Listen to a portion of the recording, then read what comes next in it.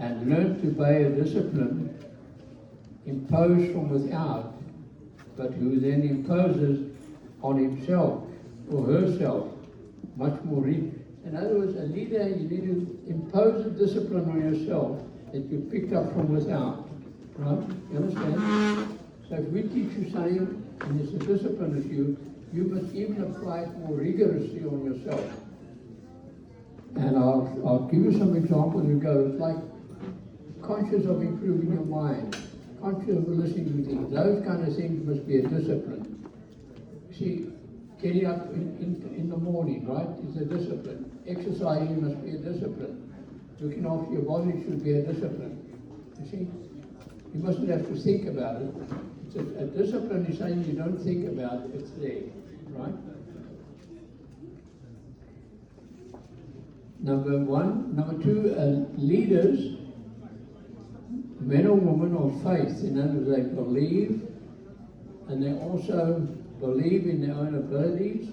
They believe that God put potential in you. That's number two. Now this is a good statement, and I want you, I know a lot of you got degrees. Listen here to what wise people say. They say wisdom is more important than academic accomplishments. Wisdom is more important than academic accomplishments. See, a lot of people think I've got a degree, or got 2 degrees, or 3 degrees, they've arrived. That is wrong. Okay?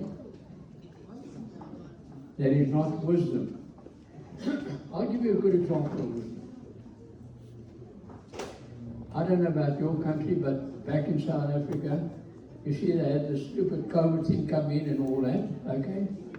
So a lot of clever people follow like sheep. They follow the herd. They go and have the injection or whatever. If you've had it, I feel sorry for you, but don't worry about what I'm saying now. Okay? Intelligent people go and look at the facts and research and then make a decision. So you make it a habit in your business of being intelligent, not clever. Even in our business, you need to get the facts of the business, do the research, use your wisdom, and then make a decision on your business. And if you don't know the answer, you have a lot of company people around, a lot of leaders around, okay, who can guide you and help you. You see, so that's important. Does that make sense what I said there? If you're going to have people join your business who are clever, they know everything about everything, and they give you all the good reasons why it won't work. Right? If you're going to get intelligent people join your business, and they are going to get the facts, they're going to tend to want to find out more about new life than what you know, and about the support, and then they make a decision. See, so those are the two kind of people you'll have.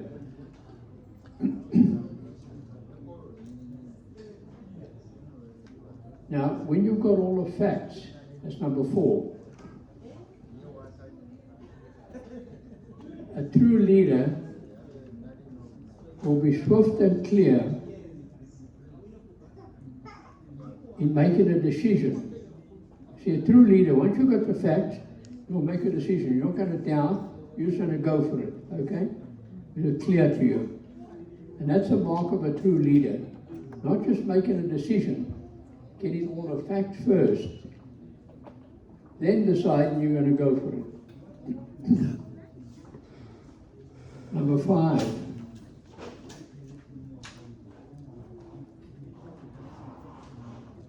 You see, number 6, and number 5 now, and this is actually a very important point.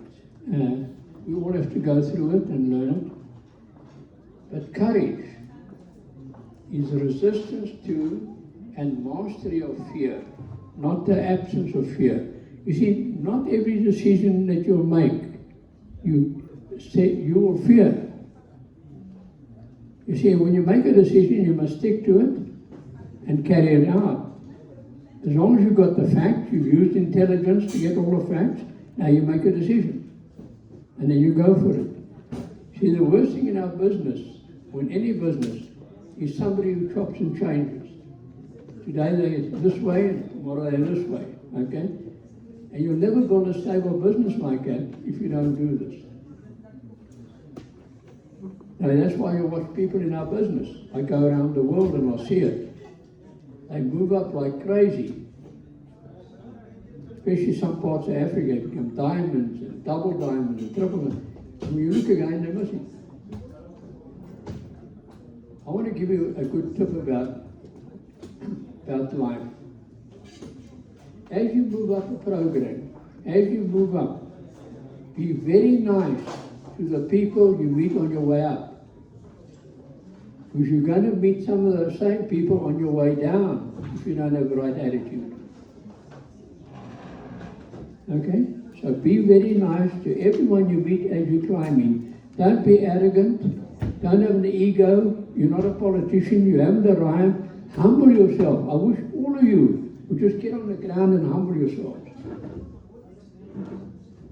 If you did that, you'd have diamonds in Uganda.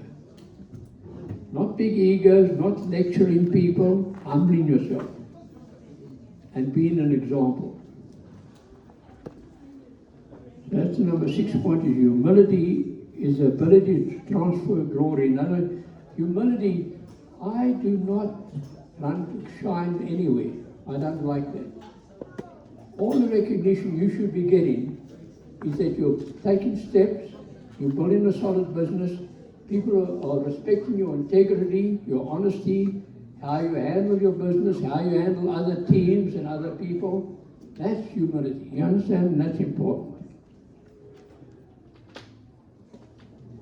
Now, a leader must be able to reconcile opposing viewpoints without giving offense and without compromising principles. So I have certain principles I stick to, and I will stick to them, right?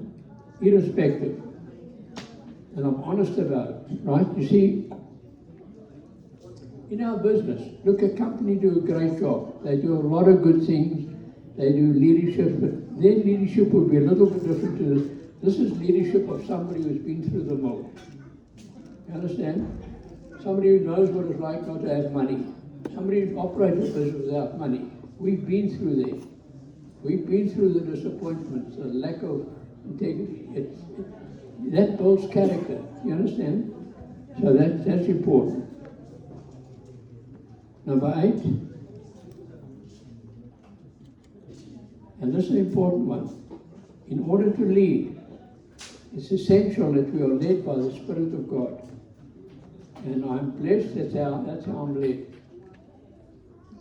This whole trip here, what happened yesterday morning, what I did, the Holy Spirit led me on that. And I'm always open. I don't know, I don't want to talk about it, but behind that board down there, I'm not talking here. I prayed, I knelt down, I see a chair there, and the Holy Spirit is speaking, not me. I'm guiding you. Okay? So it's important to do that. In order to lead, it's essential that we are led by the Spirit of God. I've said that, that's number 8. And number 9 is true character is made in secret and displayed openly. And that is character I spoke about, integrity, honesty, good for your word. Sticking to your word. If you say you're going to do things, do it. Whatever, that's all. That is called character. Once you've screwed up your character, I'll feel sorry for you. And there are a couple of qualities of a true leader. Number 1 is discipline. I'm not going to spend a lot of time on it, but think about that. It's having the discipline to do what you have to do, what you need to do. I spoke about vision today, I won't get into that, but you need to have a vision, and you need to communicate your vision, and that's important. Number 3 is common sense, and be open to take advice. You know, Krishna gave me tips, and I'll listen to everyone, I'll listen to you to step if I can learn from anybody. I'm not big-headed not to learn, okay?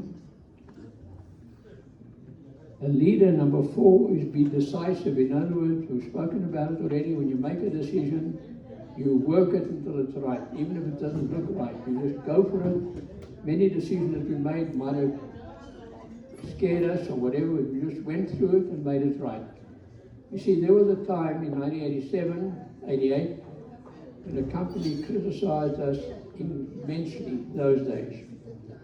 Because when I gone to the States, let me tell you a quick story. Bolton was inviting people, going like crazy, like all of you, 86 and part 87, but we weren't growing.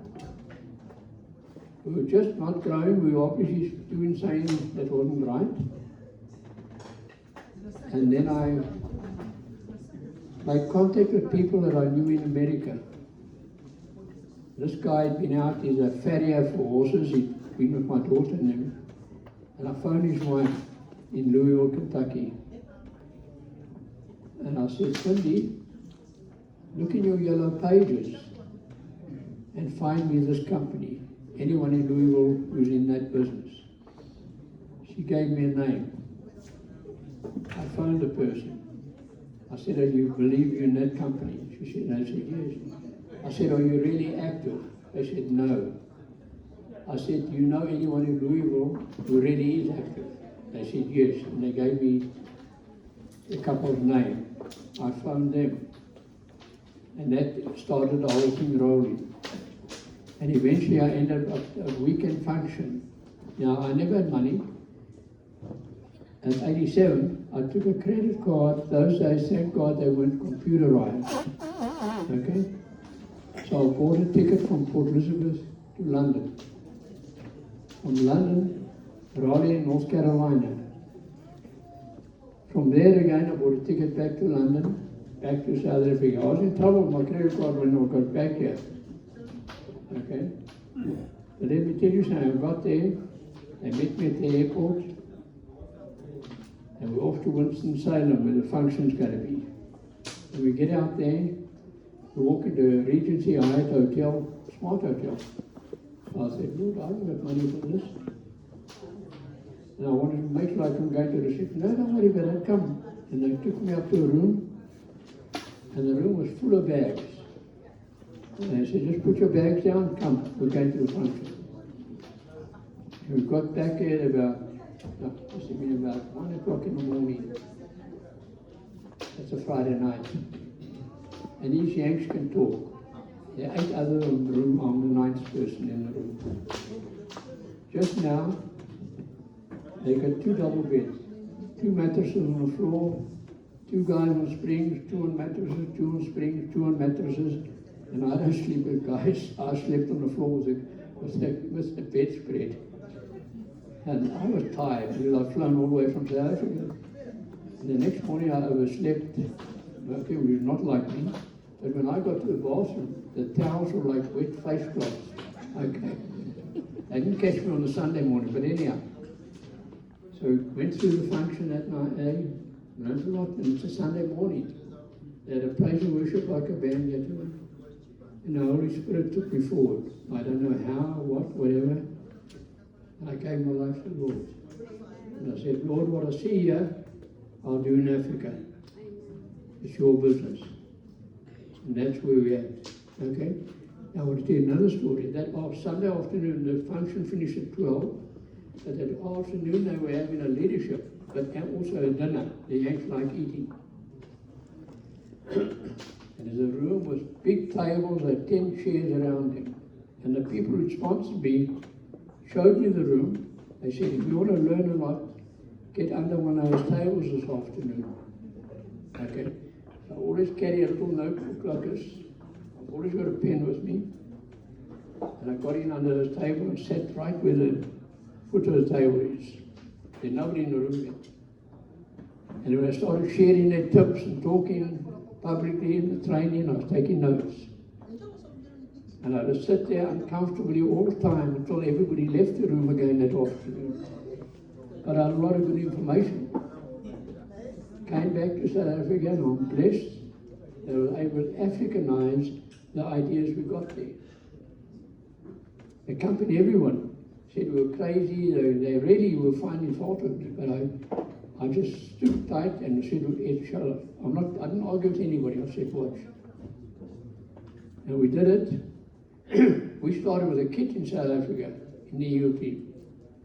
The kit those days, you can imagine, was over 100 rand in 1988. They had Formula 4, the Shake, Super 10, LDC, even the G1 in the kit. And that's how it worked. So eventually, people had to buy the manual as well from the company those days. That was the Eagle Team rule. And eventually, guess what happened? The company copied us and started packing a kit. Which, thank God, it took it off our shoulders. You see? And that's where, because those days they were starting as a distributor just for 35 rand or something like that, but no products, no nothing. And it's about 1994, 95, so that happened. So don't worry about it. A lot of people said I was crazy and it wouldn't work, and they criticized it. And thank God, Christian and them held and believed, and her upline believed. Next thing is the fortitude. Now, fortitude is guts, courage. You understand? That's what fortitude is. Intestinal fortitude. Have you got a backbone? Yes. Number 6 again is humility. That comes up all the time in leadership. Every leader thinks leadership, humility. People with big egos don't become true leaders because they want to shine themselves. You see, the person who stands up front and wants to promote themselves all the time, they empty barrels. You must know their business is not where it should be. When they're really successful, they will share humbly with you. They will guide you. They will show you. So make sure you, as you build your team, are that kind of person that share with people. Also, a sense of humor is important. You know, laugh a bit. We have a lot of laughs in this business. Okay. Indignation, I don't know how to explain it to you, but indignation is where you feel not satisfied with the thing, right? That somebody's saying whatever, so you stand against it. Number 9 is patience and endurance. You need to have patience, folks. You know, I want to share something with you about this business. As you grow in, make sure that every step is in place before you take the next step. The problem, a lot of people run, right? They had in South Africa too long, they don't become president members. And I tell them all the time, we got there by having a support system. And I said, when you become a PD member, make sure you've got somebody a couple of hours a week just to do all the paperwork for you. So you can carry on focusing on what's important in the business, that's talking to people, building people, showing the plan. You understand? You'll never ever get big if you don't do that. Right? We couldn't have done that. Right? I just thank God that Bolton and I decided to go out there and get people in for us.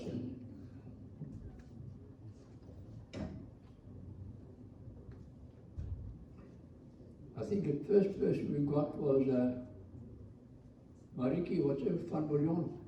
Remember Brian Murray's secretary?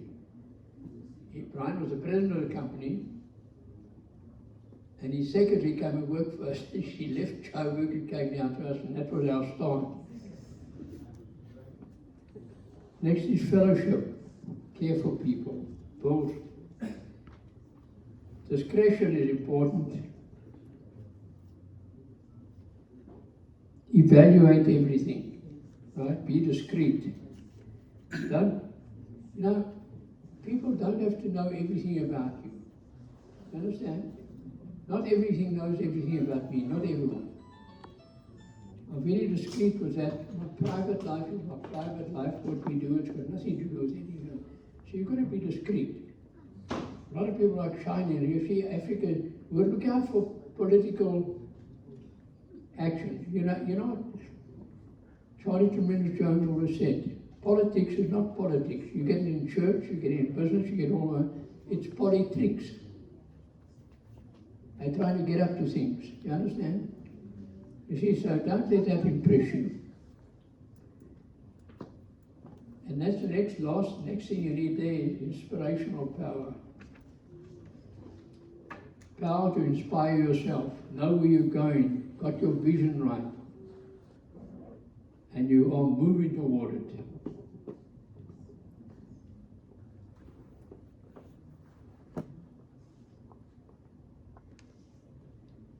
Okay, the kind of leader to be, this is what you should be like. Be a responsible leader. This one is applicable to each and every one of you in this room. Be a growing leader. Growing not just in business, growing in attitude, in positivity, in your body, in your discipline. You need to be growing. The next thing, you need to be an exemplary leader. You know, you must be an example all the time. Next one is an inspiring leader. You must inspire people. Not drive people, not manage people. You inspire people by your leading by example, by your action, by what you do, becomes an inspiration for other people. I personally, Art and I both work flat out. We take time off, but we don't advertise it. But when we work, we work. Right? Next is be an efficient leader. Take care of detail. Be efficient in everything you do.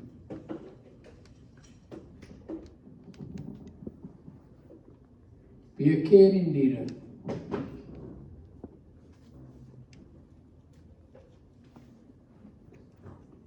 This is a very important one. Be a communicating leader, especially with your new people and with your downline. Communicate all the time.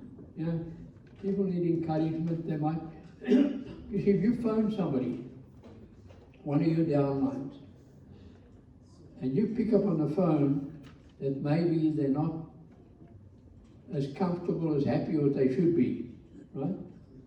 You must make time to talk with them, not say, hey, what's wrong with you, or whatever, and encourage them, say, great, now, how's your business going, or how's this going, or how's the family, whatever. Just find out and try and encourage them.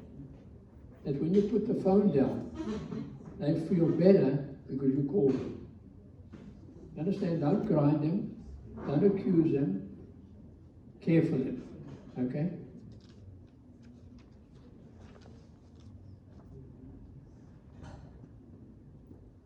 Be a goal-orientated leader.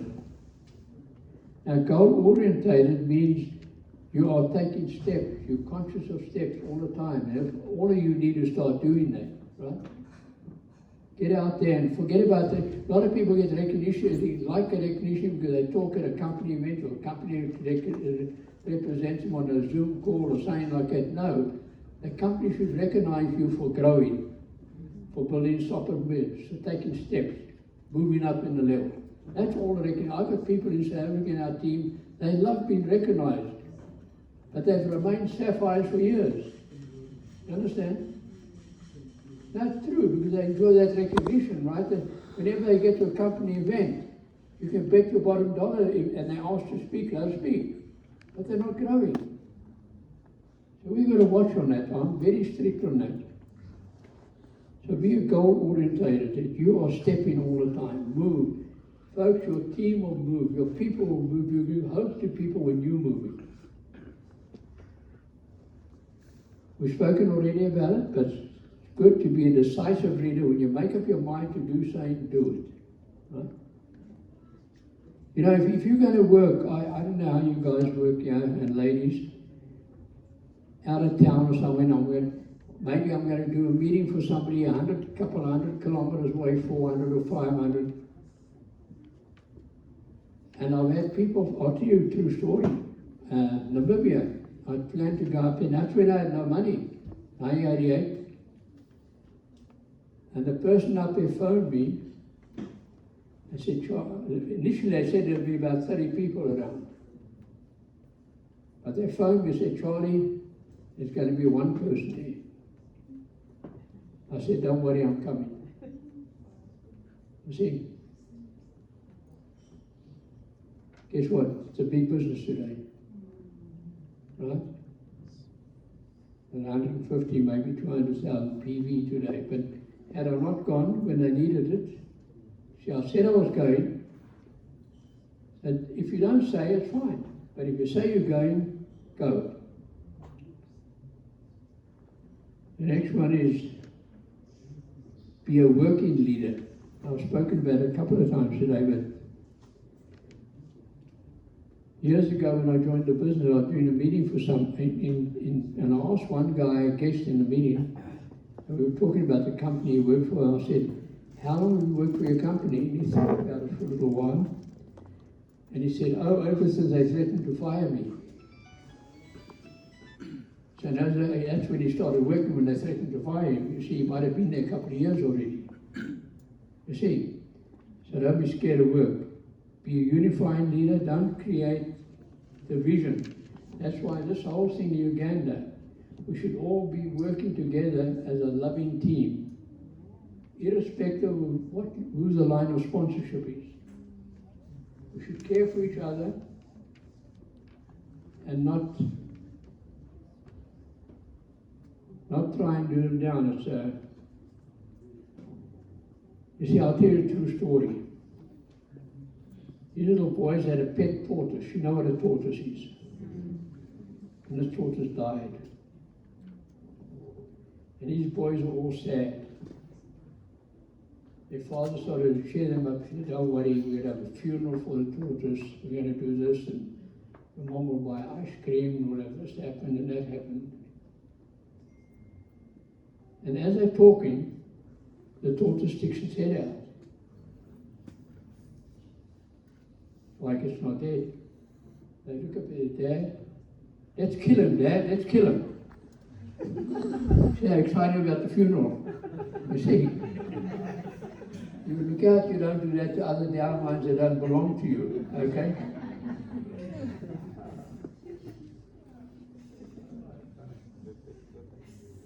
Be a competent leader. Be competent at a function like this. Don't just let the company do it. You climb in and help. It's your business. It's our business, right? Go out and assist. Don't just stand back. I was putting candles together. I don't mind working. It's our business. The better we can work together, the better we can make it look, the better for all. When you come to a function like this morning, the leader should be on time. You know what on time is? 15 minutes before start. That's on time. Not 8 o'clock, 10 o'clock. You'll find I'm always 15 minutes or more before the time there. That's been on time. Krishna gave you an example of time. And I want to challenge you. Be a leader like a great leader this world has ever known as Jesus Christ. He had good attitude. He was humble. He was not big-headed. He led. And I don't care what, if you read our Bible or you read the Quran, even the Quran, they recognize Jesus and have more respect for him than even some Christians have. You know that? Hey? He was one of the greatest leaders. You see, leaders see the world while followers see the village. With me? Leaders see the world while a follower sees the village. So you see what's going to be as if it's already there as a leader.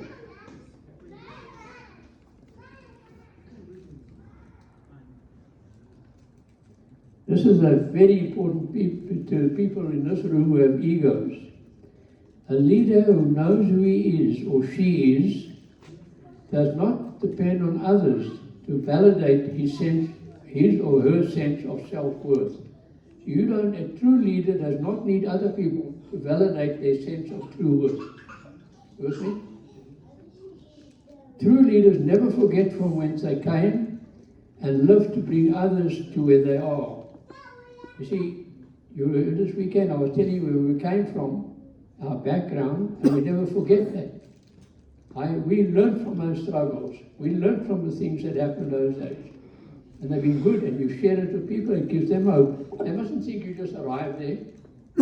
They must know you've gone through challenges. They must know you've sacrificed. They must know you've put in effort. Right?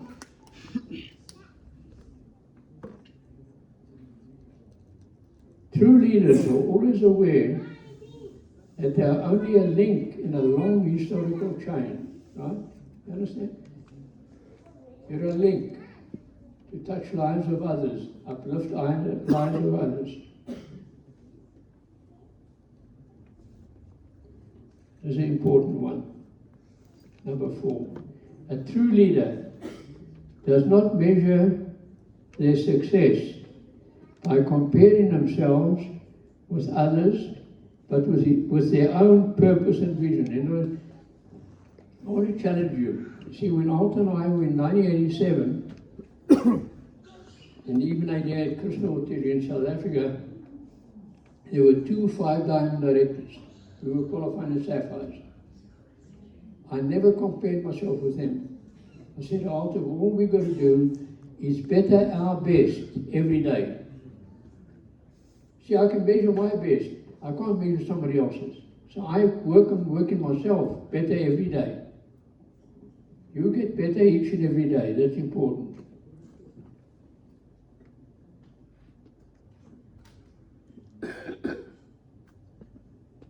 This is an important one. It's essential that a true leader be vigilant and be wide awake in guarding your heart, mind, and life from any compromise that would render him or her untrustworthy and unrespectable in the sight of all. I want to read it again. This is such an important point for Uganda right now, and I know it's for all African countries. It is essential that a true leader be vigilant in guarding their heart, mind, and life from any compromise that would render them untrustworthy and unrespectable in the sight of all. Now folks, that can happen with women and men. The opposite sex trying to attract you, or becoming a leader, become successful, you're vulnerable. See, that party's husband or wife might be not growing, they might be useless as leaders. Now you look at you, now suddenly you could fall in a trap. You understand the point that is?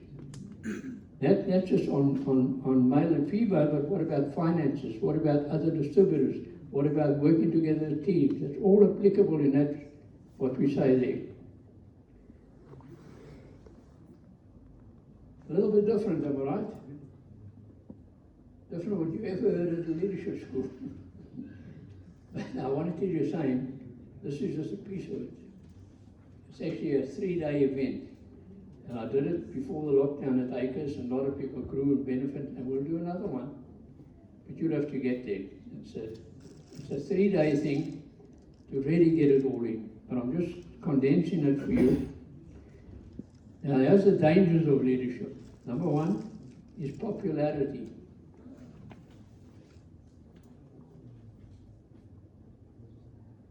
Number 2, I've spoken about it, is pride.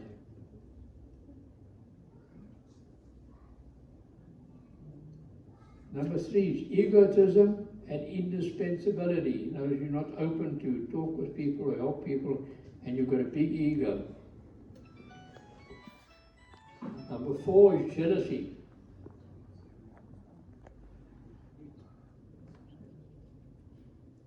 Number 5 is disqualification. In other words, you disqualify yourself by your actions. Okay, now we're going to run through. I'm just going to touch on these a little bit. I'll give you all the headings of it.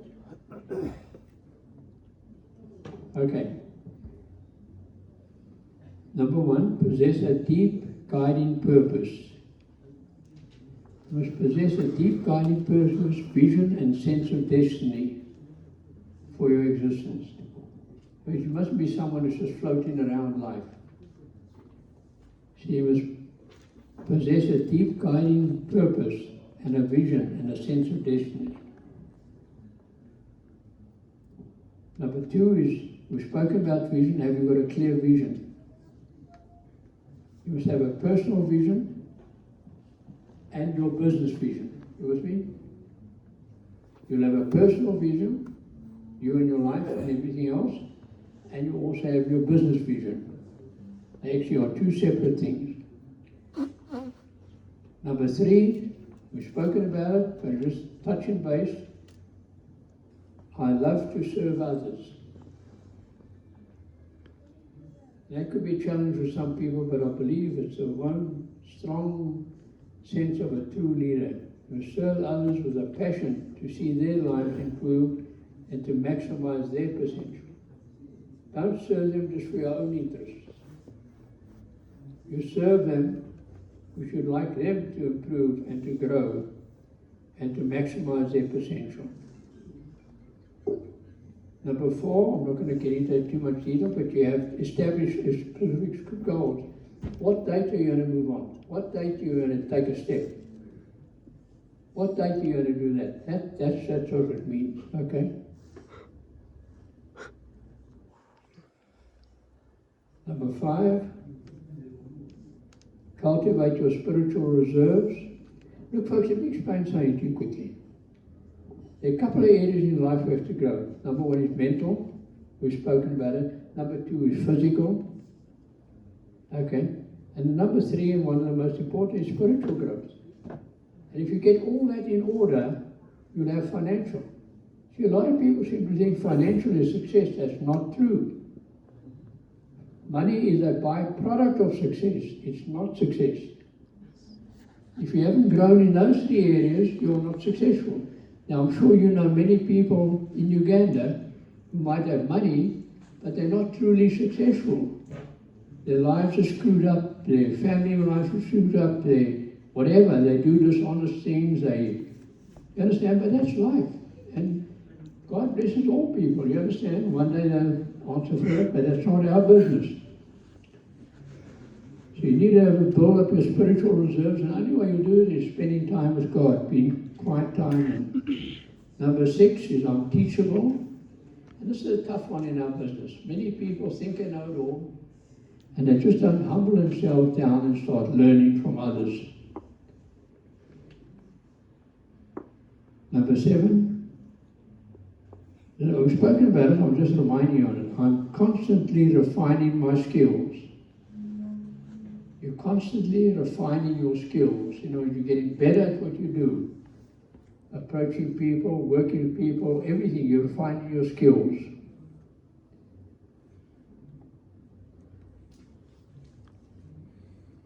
And that's personal development, never stops. I'm tolerant. You must be patient, allowing others to fail and grow, understanding that potential is more valuable than behavior. You must be patient, allowing others to fail and to grow, understanding that potential is more valuable than behavior.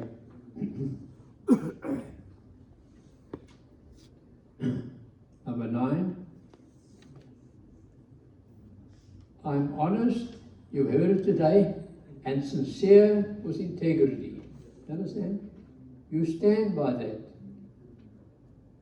Now, I gave you an example.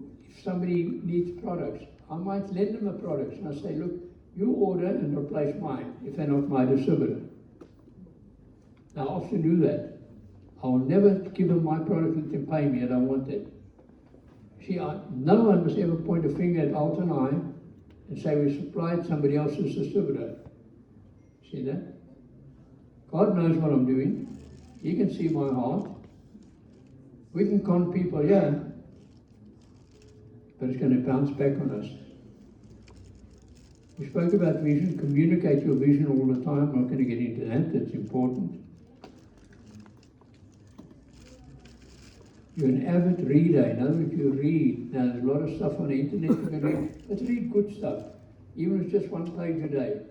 Put good things in your mind.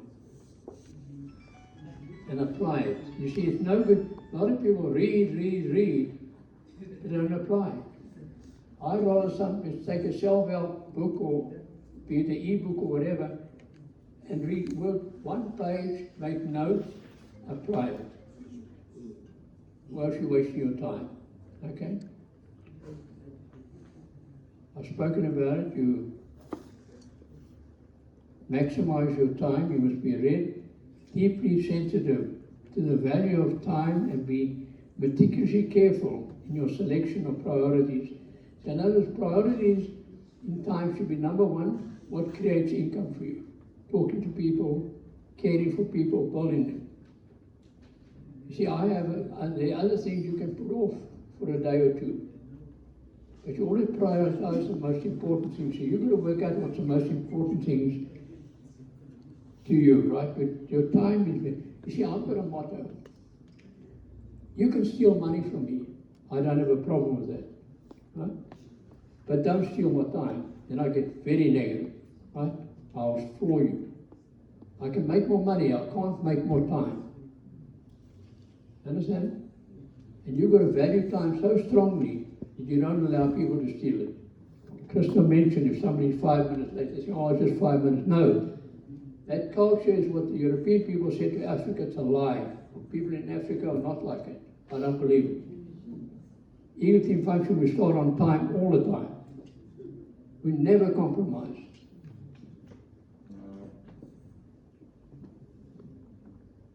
The other most important one, are you enthusiastic about life? Get up in the morning, thank God for the new day, get excited about the day. Get excited and get out there. You know, folks, when people see you outside there, what do they look at? Somebody who's healthy, somebody who's positive, somebody who's walking like they're going somewhere, somebody who's excited about life, or somebody who looks sick. You heard from Paul sharing there. We're in a business of promoting the world to become a healthier and happier place. Now we need to look those two parts. If you don't look healthier and you don't look happier, how are you going to attract people? Because that is what we're promoting, am I right? So that starts in the morning when you open your eyes. Number 14, I believe in the worth and value of others. You know, I'll tell you a true story. When we saw the plan on the 22nd of August, 1973, the 23rd, I went back for a follow-up meeting with the guys, another 80 Ks, although I was supposed to work. And what the guy said to the other leader, he said, I told you, that guy can make it. He's going to do it. First time in my life, anybody said you can do it. But they told me. Understand? I've been told all through my school life, you're a failure, you'll never get anywhere. You can't do this, you can't do that. One person said you can. And I believed it. So it's important to encourage our people, give hope to them. I was talking about I keep myself in the best condition possible. You keep yourself in the best position possible, looking after your body, exercising your mind. Number 16, I embrace responsibility cheerfully. You know, you accept the responsibility and you act on it. You don't shirk. You must avoid procrastination, putting things off. You must avoid it.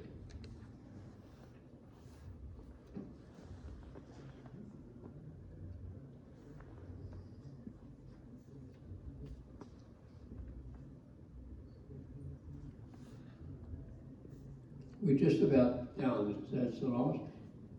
Now number 17, but we end at 22. I won't take it further this time. I am daring. I must initiate new ventures and welcome new ideas without fear of challenging. So, in other words, you must be daring. Daring to run for your steps. Doesn't matter. You look at others. If other people can do it, you can do it. We have young people doing it. We have middle-aged people doing it. We have old people doing it. Doesn't matter. Look at others and say, if they can, I can. There's nobody better than you. I'm decisive, which that's just something we've spoken already, but you make decisions and you stick to them and you carry them out.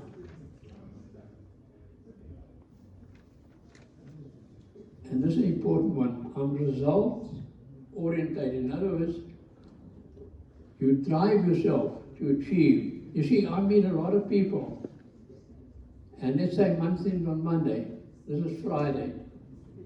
They say, oh, I'll never make it. Hey, never do that.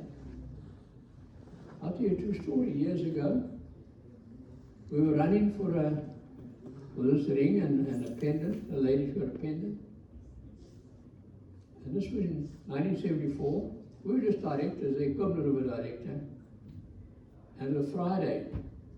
I phoned a guy who was running a company, Brian Murray. Now, month end was a Monday. And I said to him, Brian, I don't think I'm going to make it. He swore me, he said, bullshit, you can do it, and he put the phone down. That's on a Friday. Now, month end's a Monday, we're on 11,000, we had to get to 20,000 PB, right? Can you imagine that? I had a guy who went with me to certain areas, Dennis McEwen, he's dead now. And I sent him to the Northern Cape, but I had prospects there who I showed the plan, I just had not committed yet. And I went off to the Southern Cape, and I saw 2 or 3 people that I'd seen there already. And we got them started over that weekend, because that time, to join the business was 1,900 Rand, was equivalent to about $2,300 to join. And the Monday morning, 8 o'clock, I phoned him. I said, we made it. He said, I told you could do it. You see, so never, look, it's like a race.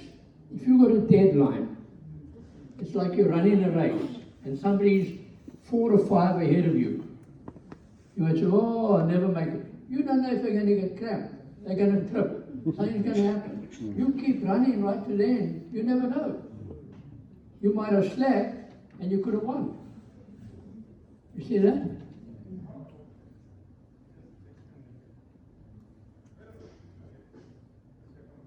Next one, I'm committed. You've got result orientated. I'm committed to excellence. And this is number 20. This is so important. I give more than what's expected of me, and take pride in every task. I give more than what people expect of me, and I take pride in everything I do.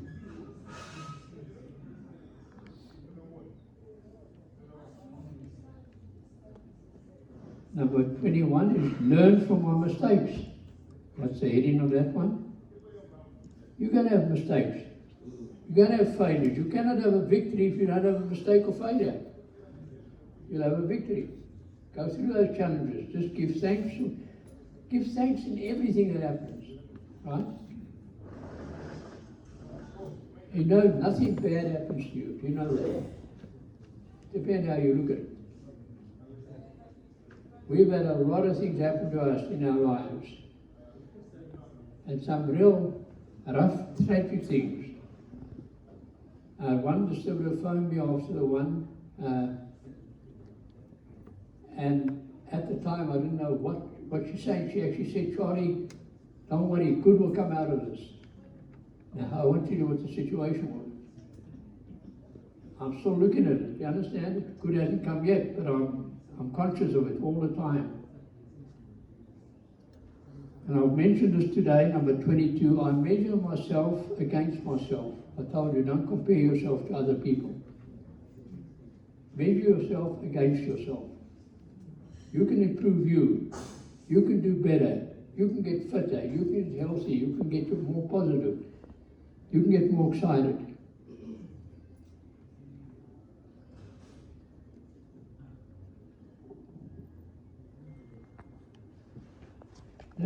This is final sort of caption over at the end here.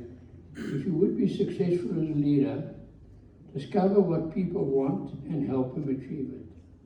And we talk about it all the time in our business. Discover what people want. I'm talking about your new downlines, your prospects, and help them get it. Helping other people get what they want in life, you'll get what you want. That makes sense? If you help enough other people get what they want, you will automatically get what you want.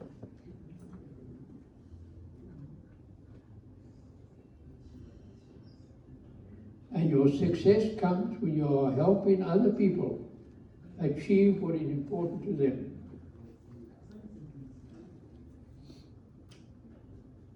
Go and apply it. I challenge you and believe you can do it. And let's go and take Uganda to heights it's never seen before. Let's have diamonds come out of here. I know it can happen. Don't worry, if you're just a director now, you can get there. God bless you. Thank you very much.